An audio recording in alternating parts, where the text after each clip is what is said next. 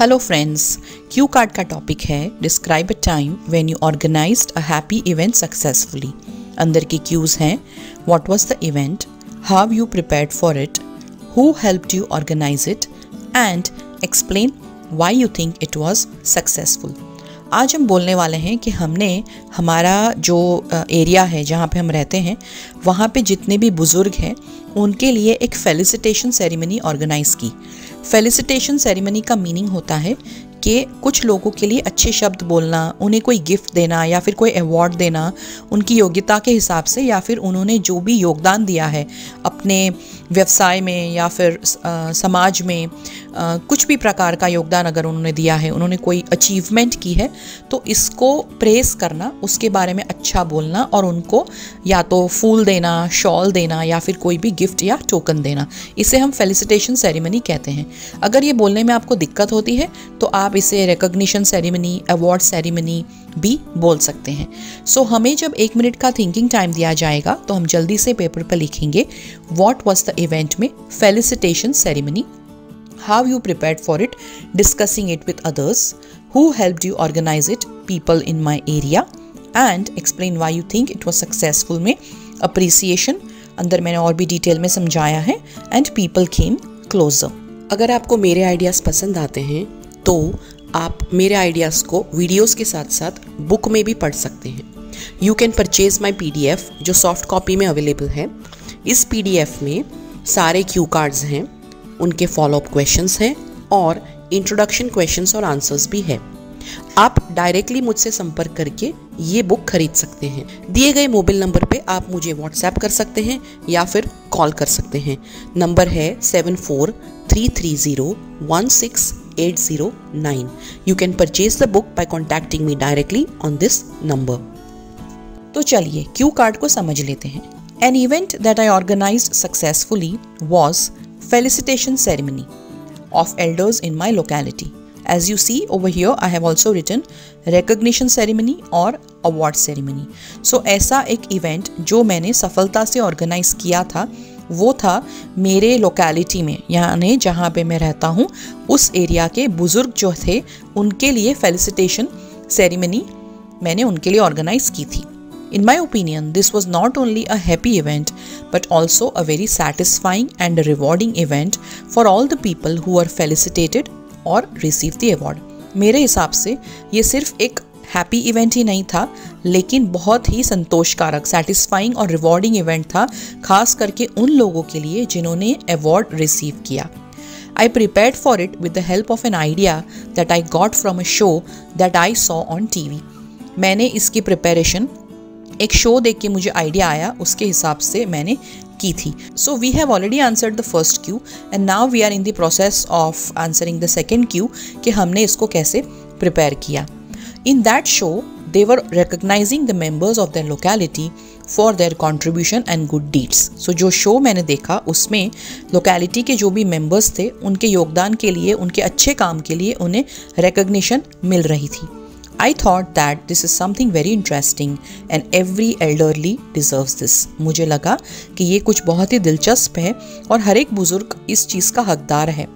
So I spoke to a few members of my area who were of the same age as me. They loved this idea and readily agreed. So 3 of my friends from my locality helped me to organize this wonderful event.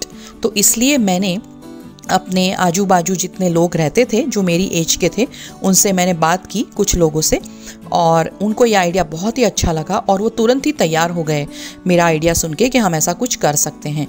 सो मेरे जो 3 friends थे मेरे locality से, उन्होंने मुझे ये wonderful event को organise करने में मदद की। So we have answered how we prepared for it and we also said who helped us preparing it.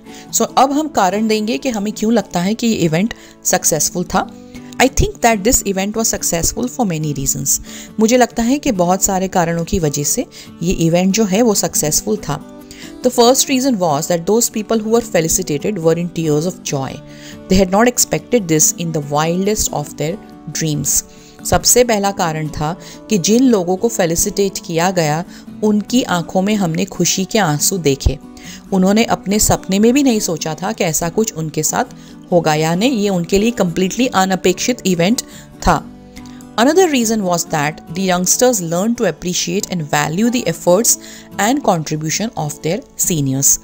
दूसरा कारण ये था कि जो भी यंग लोग थे, जो भी नौजवान थे, उन्होंने बुज़ुर्गों ने जो कंट्रीब्यूशन किया है, जो काम किया है, जो एफर्ट्स किए हैं सोसाइटी के लिए, उनको अप्रिशिएट किया, उनकी वैल्यू की.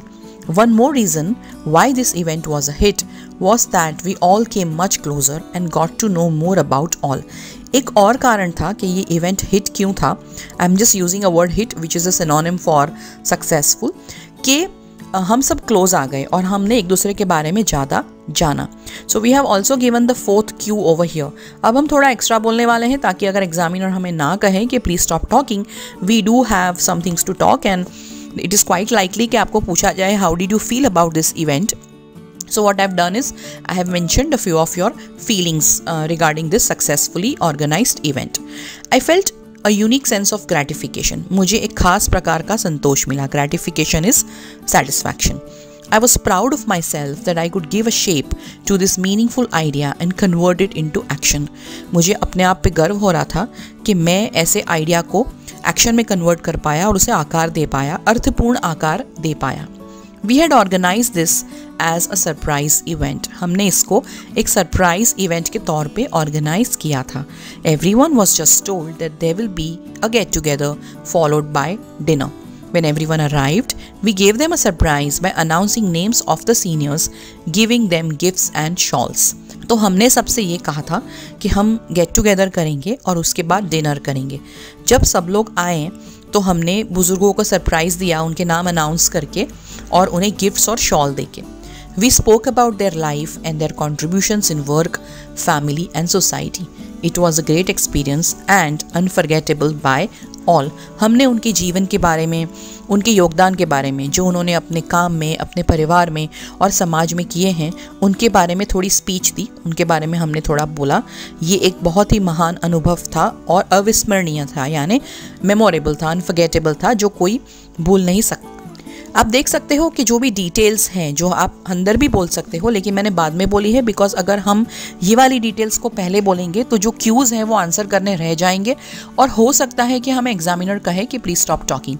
In order to avoid that and give the examiner a feeling that you have answered all the cues, talk about the other details a little later when you have time to elaborate or talk about extra information. So friends, do not forget to give me a like अगर आपको मेरा ये idea पसंद आया है. इस video से related जो फॉलो अप क्वेश्चंस हैं उसकी लिंक मैं जल्दी से डिस्क्रिप्शन बॉक्स में लगाने की कोशिश करूँगी. All the best.